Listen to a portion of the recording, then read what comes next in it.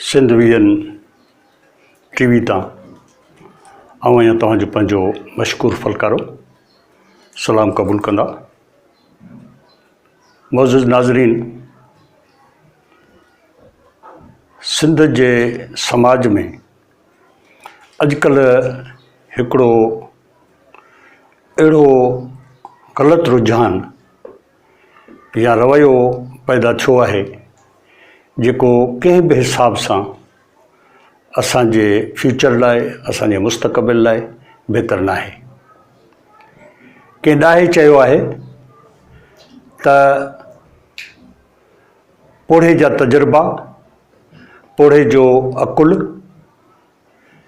ऐं जवान जा जज़्बा वॾी शइ आहिनि, पर पोढ़े जो अकुल तेसि ताईं फ़ाइदेमंद नथो थिए जेसि ताईं जवान जो जज़्बो हुन सां गॾु सलाड़िजे नथो।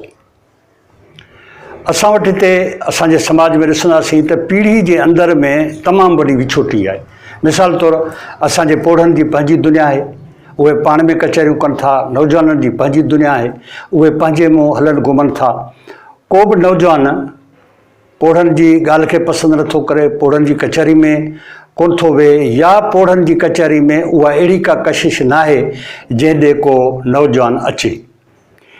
अहिड़े नमूने सां वरी नौजवाननि सां जी कचहरी में या नौजवाननि जी महफ़िल में पोढ़ा अचण खां परे रहंदा आहिनि या हुननि खे उते उहो सुकून न मिलंदो आहे।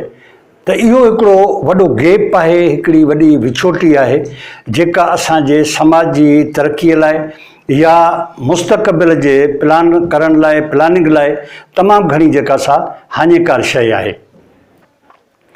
थींदो ईअं त असां जेकॾहिं सिंध में कंहिं बि पोढ़े माण्हू सां मिलंदासीं त हू पंहिंजे माज़ी जूं ॻाल्हियूं कंदो। यानी हू चवंदो त असां जॾहिं नंढड़ा हुआसीं तॾहिं अहिड़ो समाज हो, पोइ असीं जवान थियासीं, पोइ असीं ॾाढो हलंदा हुआसीं, माण्हुनि में ॾाढियूं मोहबतूं हूंदियूं हुयूं, माण्हुनि में ॾाढा प्यार हूंदा हुआ, पर हाणे उहा शइ कान्हे। यानी असांजो पोढ़ो जेको आहे उहो माज़ी पसंदि आहे ऐं हाल जूं जेके सोबतूं आहिनि उहे हुनखे ॾंगीनि थियूं ऐं हू हाल खां नफ़रत करे थो ऐं माज़ी खे वधीक जेको सो साराहे थो। हाणे थियो ईअं आहे त इहो इन करे थियो आहे त समाज में हिकिड़ी इर्तिका थींदी आहे। उहा इर्तिका जेकॾहिं पोइते वेंदड़ आहे त पोइ माण्हू माज़ी पसंदि थिए थो, पर जेकॾहिं उहा इर्तिका अॻिते वधे थी त माण्हू फ्यूचर सां मोहबत करे थो ऐं अॻिते जे लाइ सोचे थो। हाणे हिते असां वटि असां ॾिसंदासीं त सिंध जी क़ौमी इर्तिका जेका आहे उहा तमामु घणी जेका सा रुकियल आहे।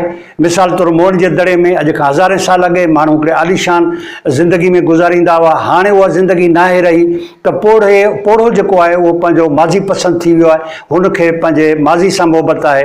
ऐं नौजवान वरी हुन ते जदीद जेको हींअर इंटरनेट जे अचण खां पोइ या जदीद मीडिया जी जेका तरक़ी आहे उन तरक़ीअ में नौजवान जो रुझान वरी अॻिते वियो हलियो आहे।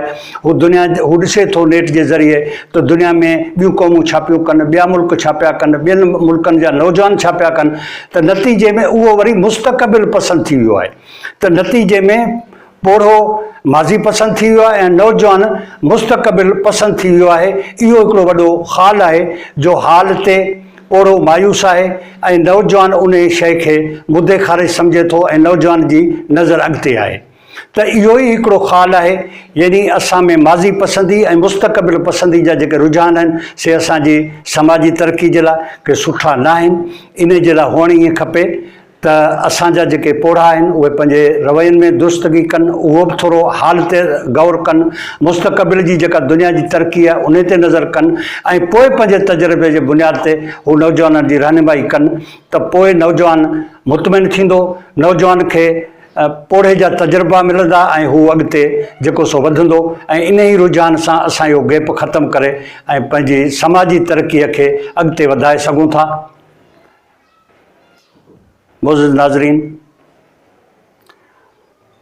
मुंहिंजी हीअ वीडियो तव्हांखे जेकॾहिं पसंदि आई हुजे त सिंध विजन टीवी ते सब्सक्राइब करण सां गॾु पंहिंजे क़ीमती रायनि खां बि वाक़ुफ़ु कंदा जीअं असांजी रहनुमाई थिए ऐं असां बहितर प्रोग्राम पेश करे सघूं।